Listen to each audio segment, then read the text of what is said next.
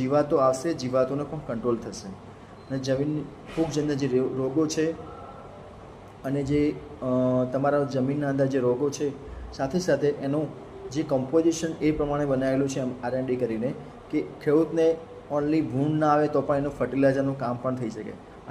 અને સીધા ફરતે તમે બેથી ત્રણ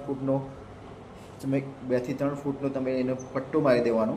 પટ્ટો મારીને એને યુઝ કરી શકો. અને ખેતરની વચ્ચે જે ચાસ હોય એમાં પણ તમે વચ્ચે શાકભાજી સિવાય શાકભાજીના ક્રોપ છે, જેમ કે કડવાહટના લીધે શાકભાજીને ઉપર ના પડવું જોઈએ, જેને ચાસના વચ્ચે અથવા તો મકાઈના અંદર ચાસના વચ્ચે, શેરડીના અંદર ચાસના વચ્ચે તમે નાખી શકો છો.